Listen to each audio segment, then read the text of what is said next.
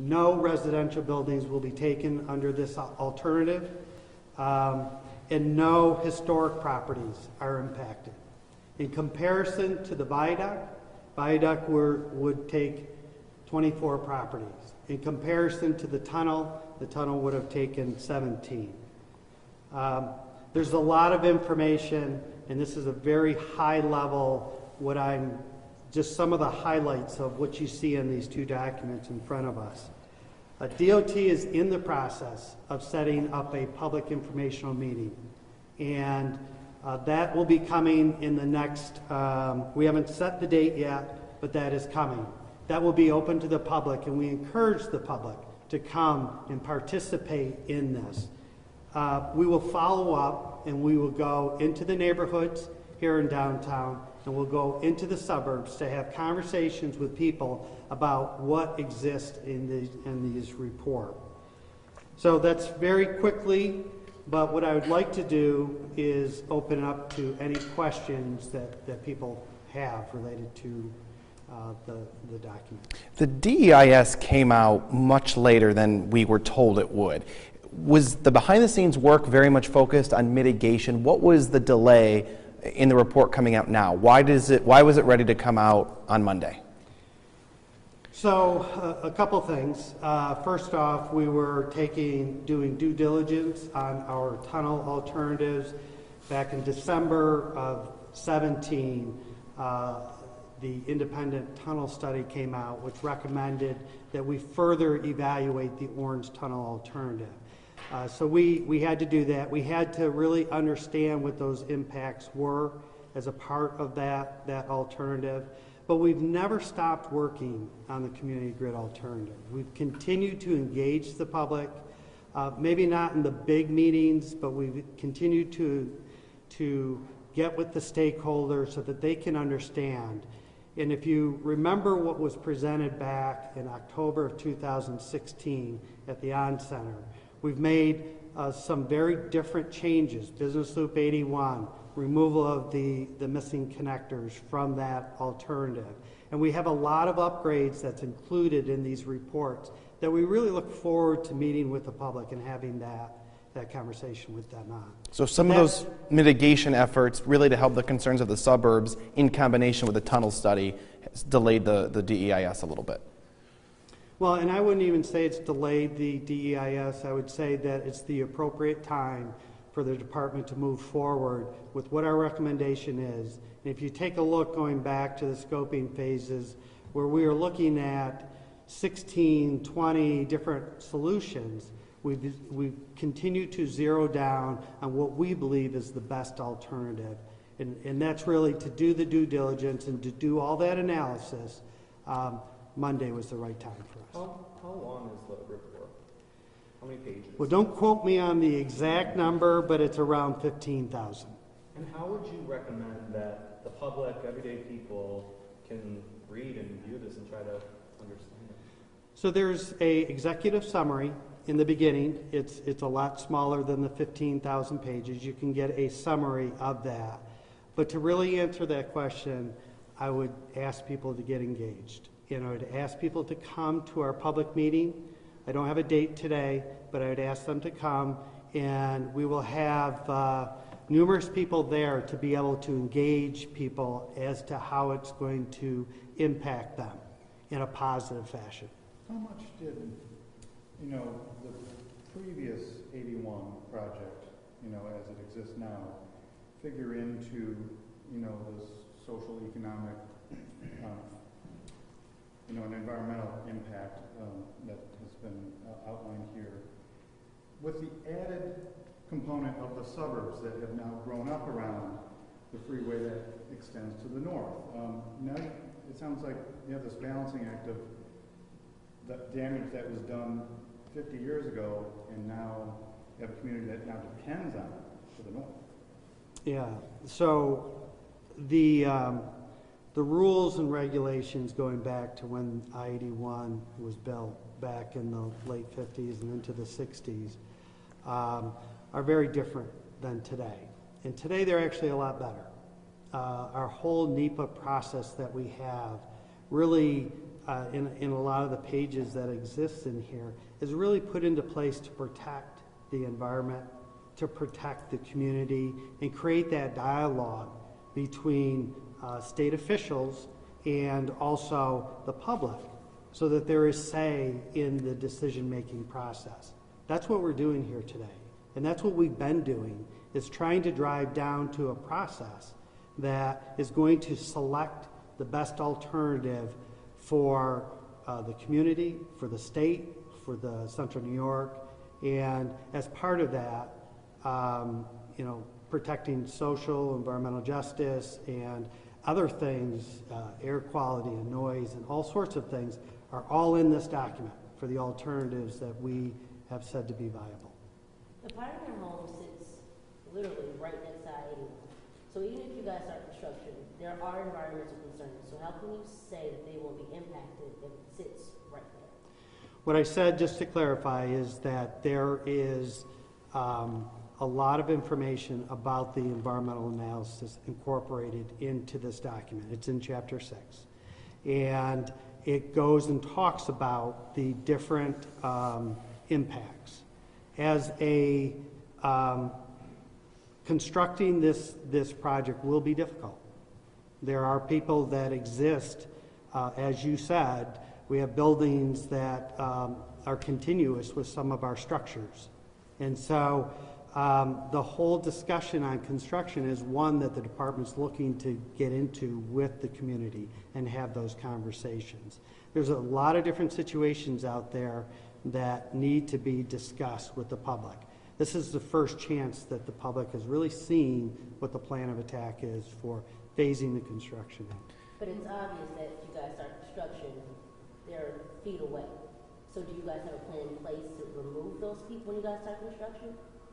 It's obvious. To remove, so there's physically impacting properties for which we have zero residential impacts, physically impacting them. During construction, that's a different discussion as to what those impacts are, whether that be noise or dust or equipment. There's some very sensitive areas through this whole corridor, not just in the south side, but downtown, in the north side, and we want to work with the community to protect the interests of those individuals and ensure that we can minimize impacts as much as possible. Can you say specifically how you're going to approach that process of dealing with people in Pioneer homes, and what will factor into your decision as to whether they'll be temporarily displaced during construction? What would make that decision? Well, I think that it's very important that people read what is being said as to how we will handle the construction. When we have our public informational meeting, we will have a lot of information on how we're going to phase in the construction of the community grid, and that will lead to conversations. We have taken down viaducts here in the city. The Beach Street viaduct, I-69 Beach Street, we're just finishing up that project. There's mechanisms to be able to protect the people, constraints as to when our contractors can work. That's all things that we need to have conversations on. It'd be really premature for me to start talking about that stuff without being able to show you visuals as to what it's going to look like and how we would tackle it. I will tell you on the south side, there's a lot of sensitivity. On the south side, you've also got the cancer facility. On the east side, you've got all those hospitals there. There's a lot of communication going on with the stakeholders that we want to try to work through and develop solutions that are going to be amenable to everyone. This is a very different community grid than we saw in previous years.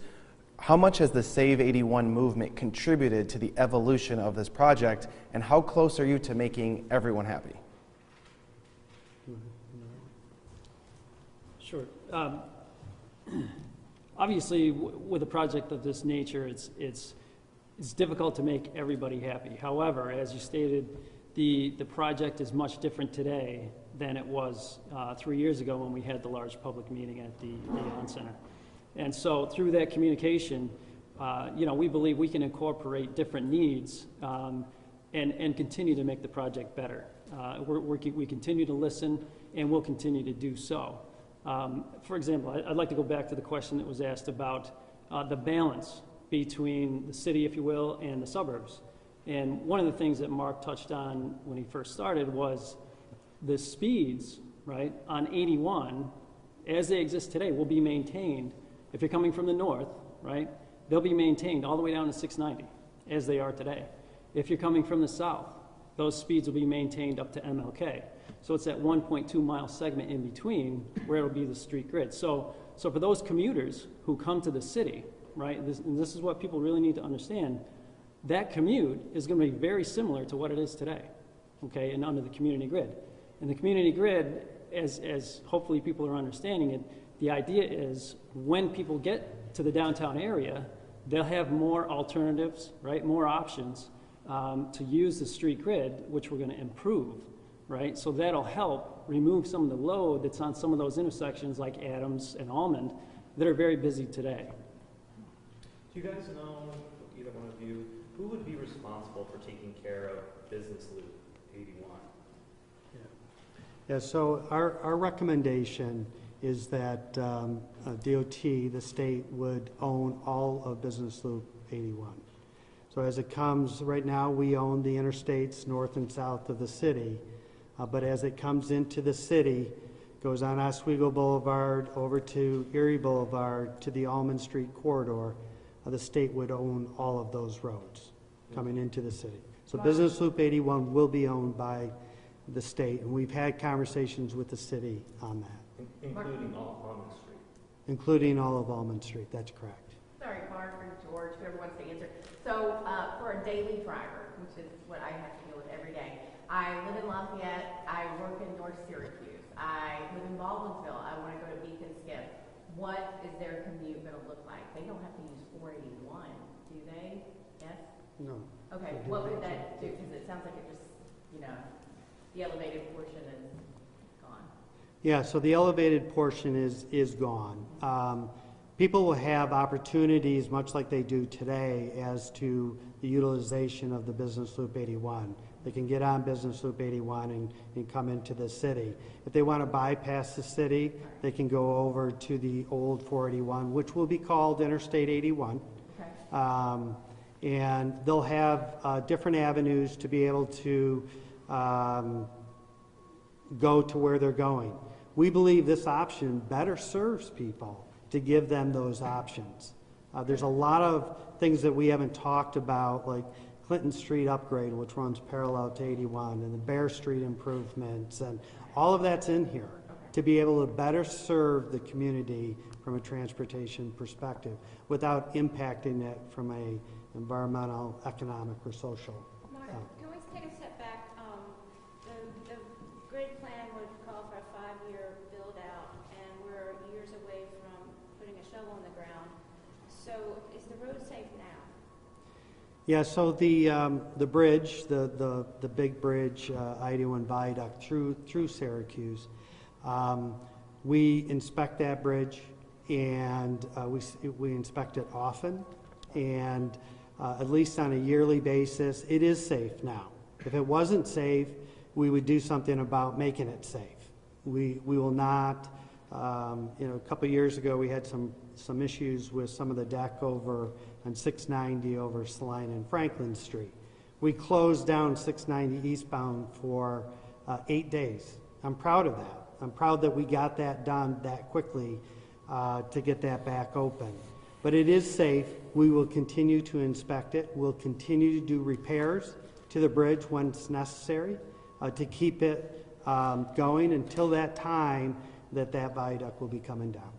So right now the city has their what's called a dig once policy. So when they're doing road repairs, they'll see if there's aging infrastructure like water main underneath that they need to fix. They'll do that as well. Let's say if they're paving the road. So what kind of conversations are you having with the mayor to make sure that, when we're redoing Almond Street and all the other streets that we're doing, are we also going to be repairing any water mains underneath, and where is that money coming from? Yeah, so some roads here as part of the community grid will be impacted more than others.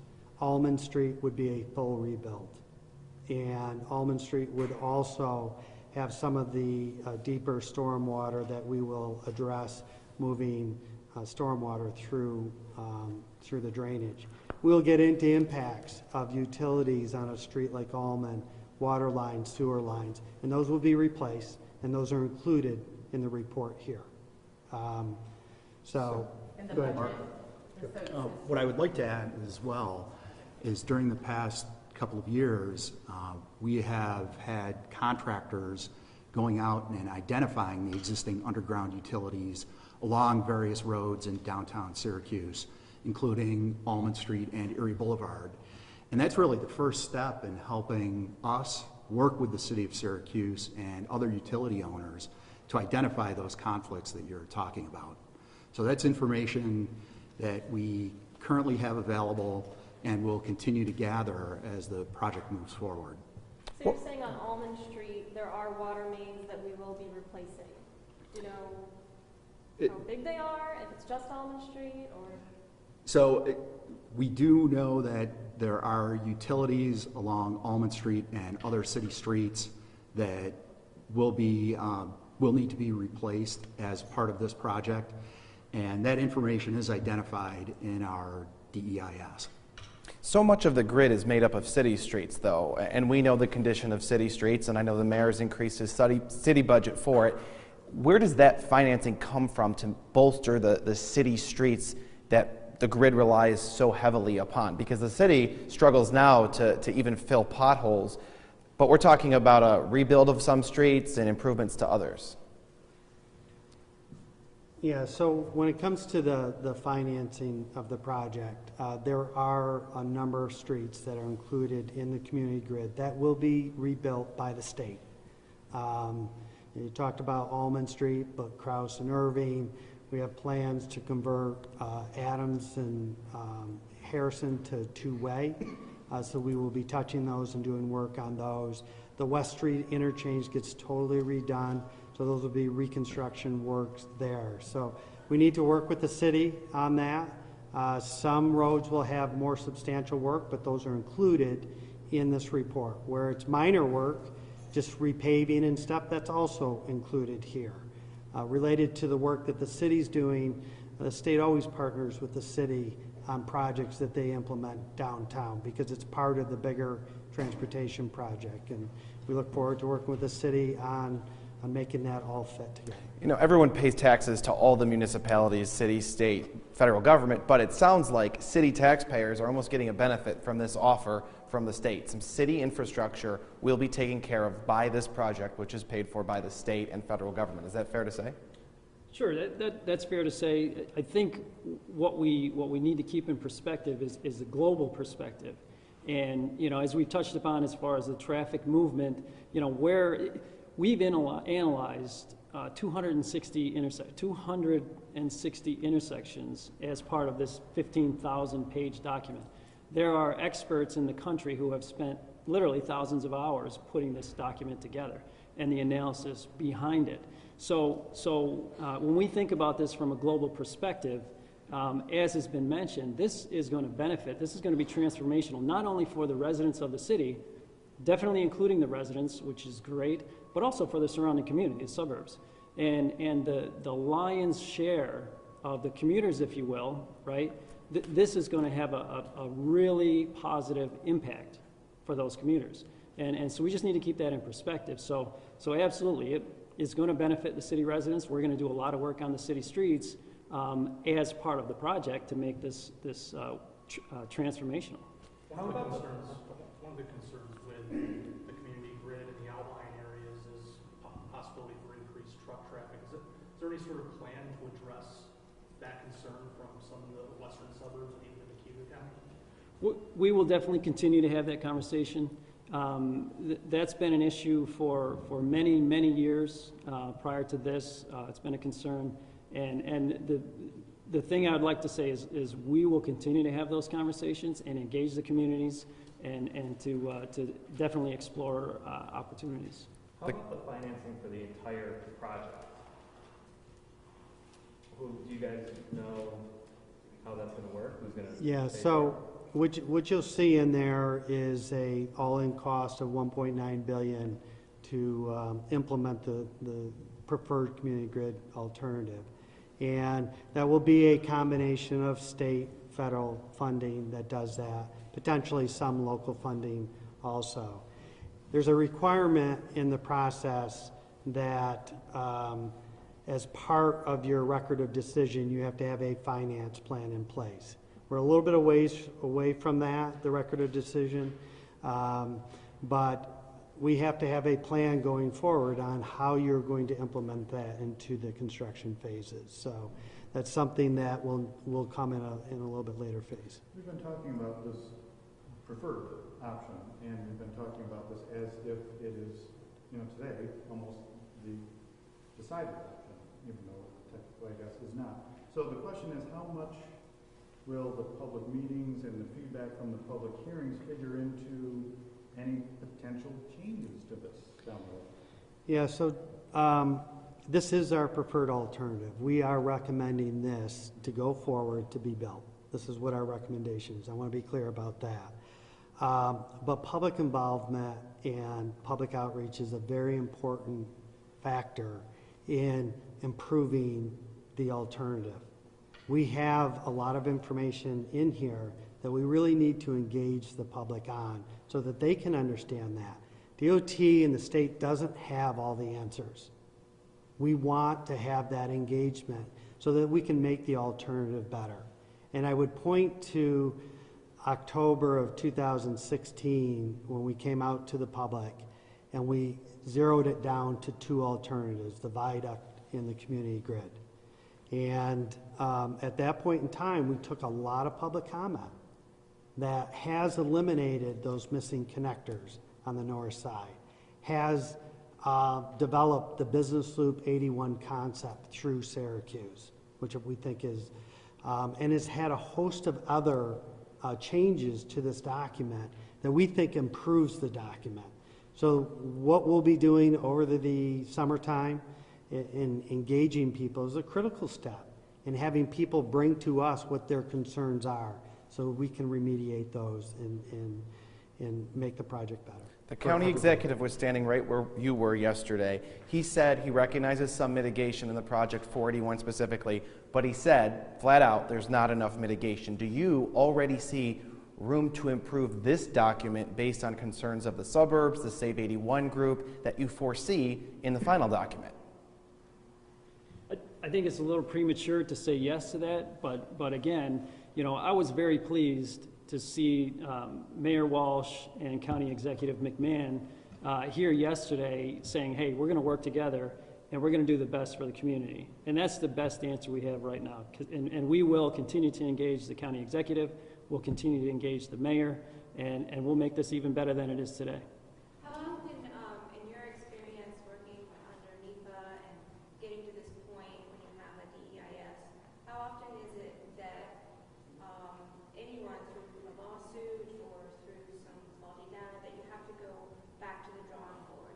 I'm not talking about, amending what you're doing, but how often is it we get to this point where the preferred alternative doesn't continue to go? So I think that's a loaded question, Terry. Okay. I'm not a lawyer. The three of us are engineers, we're licensed engineers, and I would leave that talk to the people who practice law as to how that would resonate within the project. I would hope that this step brings the community together. I would hope that this step, if you have concerns, come meet with us and we can figure out how best to address those. This is a huge opportunity for Central New York, a huge opportunity, and we think that we're well on our way to making a big difference in a lot of different avenues for a lot of different people. Can we talk about I-481? You mentioned it will be upgraded to 3 lanes in some places. How is it decided where it remains 2, where it goes to 3, and any additional exits and ramps? We will at the public meeting. Do you want to ask your question? Who's the final say? Who's the what? The final say. Like, you put this forward, who makes the decision? Yeah, so in the end, I had mentioned the record of decision, and the state and the federal government will ultimately sign off on that record of decision, which will then go forward to the construction phases. So we partner with our federal partners. They're right in Albany, and they've been part of this whole project right from the inception, and they will continue to be all the way through the last shovel taken out of the ground. The governor would be involved in that too, right? The governor? Would he sign off on it? Governor, legislature. The governor. Well, the governor is involved in the process right now, right? So we're going to follow the NEPA process right through the record of decision and into construction. And certainly, we work for the governor, right? We're an executive branch agency. And so absolutely, the governor wants to be apprised of what's going on and involved with the project. Now, I can't speak for the governor, but I can tell you that he is absolutely interested in the good of Syracuse and the surrounding community. And that's our intent, is to move the project forward, which will do the best good. When can we expect the record of decision? We don't have an exact date on that yet, but it's going to be sometime, we hope later next year at this point in time.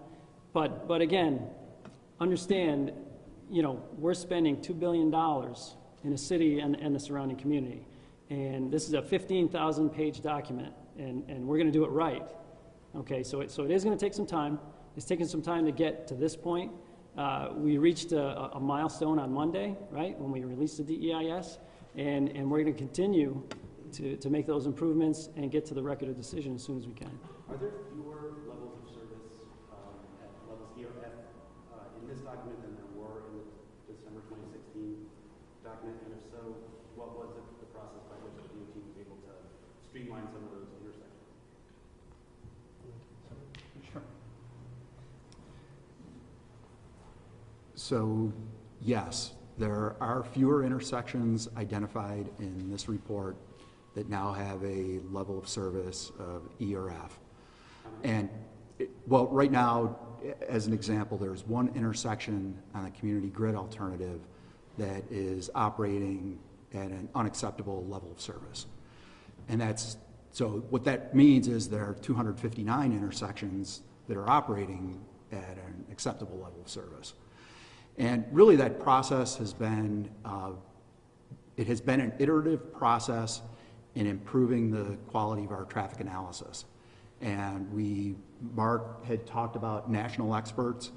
We had reached out to national experts who have that traffic expertise, and they have helped us improve the analysis so that we are now showing that there are 259 intersections that work under the community grid alternative. What's the one that doesn't? So, 259. Mark, do you want to handle that one? So the one that doesn't, and it is not on the project, it's Comstock and Stratford. And that's up on the SU Hill. There are circumstances up there that, due to, when we look at traffic, we project traffic volumes to 30 years in the future.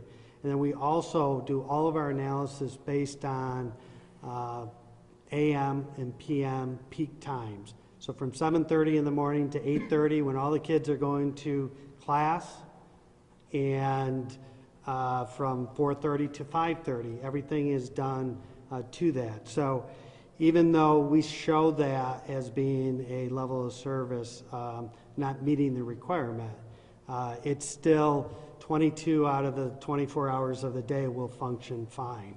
And I will tell you that there are avenues to improve that intersection too. It's owned by the city of Syracuse. It is up on the hill. But to just recap one thing that George said, we studied 260 intersections. 259 meet the level of service for acceptable levels of service. Would you paint a picture? Traffic counts as well. When was your last traffic count for the elevated roadway, and maybe a projected? We love numbers. Yeah, the traffic counts are taken on all sorts of different sections. We took a lot last summer. We used to have permanent counters on the interstates and stuff. So if there's an area that you're looking for, the viaduct, Yeah, like 8169. you know, essentially in round terms, where I-81 and I-690 cross, it's about 100,000 cars of traffic on each that are crossing each other. Would you paint a picture of what 81, 690, that current interchange will look like after this project is over? Pretend you're in your car, looking through your windshield, you're coming from Fayetteville to Destiny, USA. Where is it? Is that directly 690 to Business Loop? Just take me through that. Paint that picture.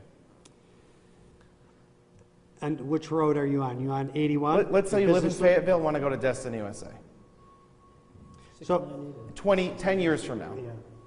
Yeah, if you live in Fayetteville and you're going to Destiny, if I'm doing that, I'm taking what exists today as 481 to 690 to Business Loop 81, and my ride is going to be very similar to what it is today because, as was noted earlier, the ride north of 690 is still high speed under the community grid, as it is today. So 690 will take you right to Business Loop 81. yes. Correct.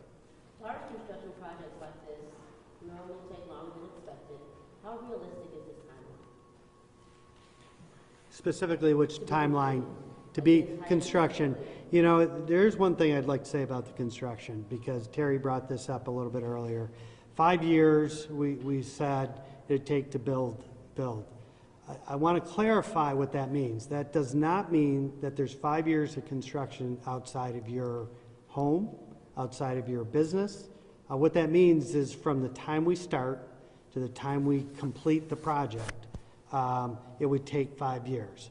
So in and around, say, the University Hill area, that's going to be compressed down to, or the south side, that'd be compressed down to a much smaller time frame that we're actually doing work there. If you read the report, our first phases of construction work exist along the 481 corridor. We put that in place before we take out the 81 viaduct through Syracuse. So that's going to take some time. And so we talk about 5 years, but the actual impact to people is going to be far, far less.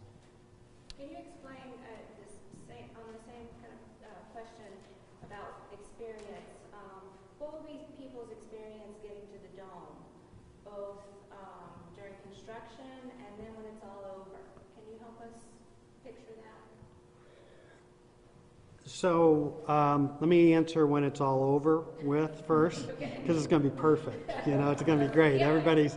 I will say that the development of the design isn't done for major events when Syracuse plays Duke in basketball and so forth.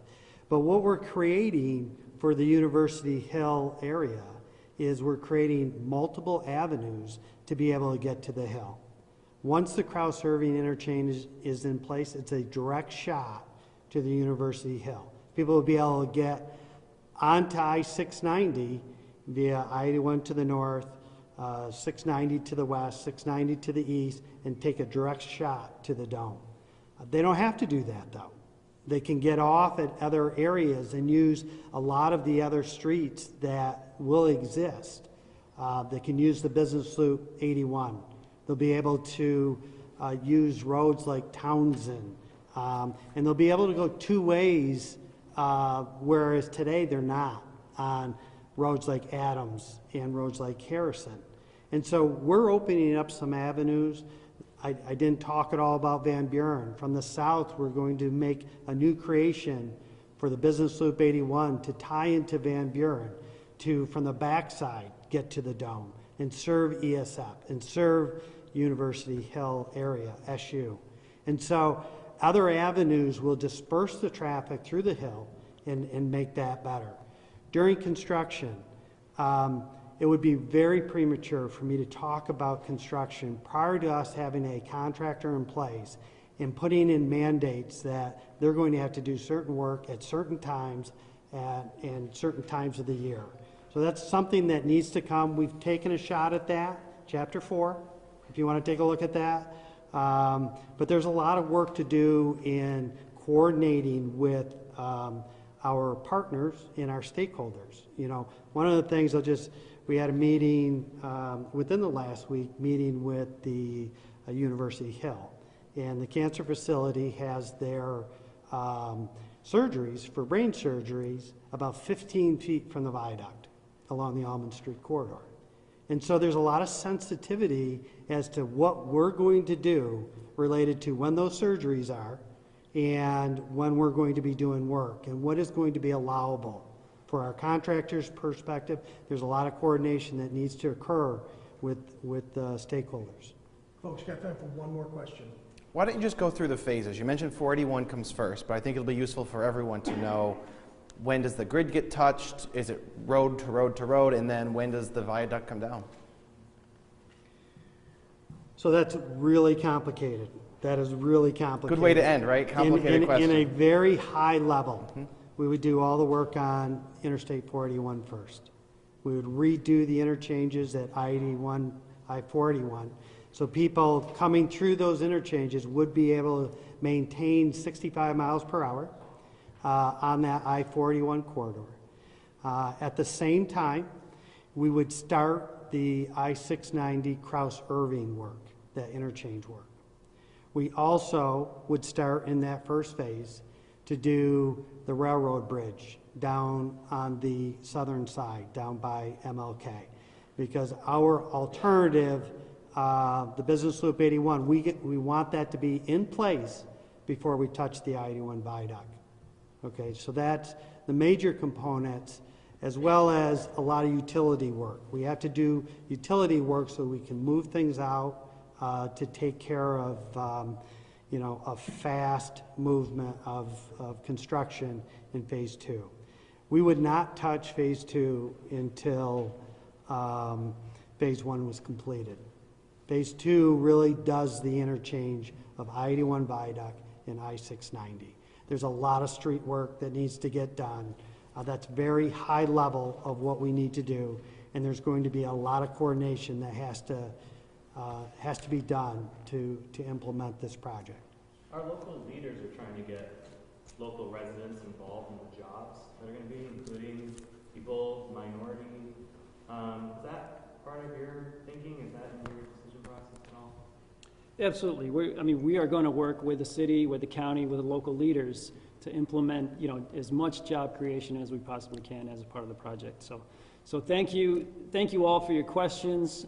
Thank you for being here. As I mentioned when we first started, we're looking forward to working together with you all, with the community. You're going to help us get the message out there. An accurate and consistent message is what we're shooting for here, and looking forward to working with you and the community again. So thank you. Thanks, everybody.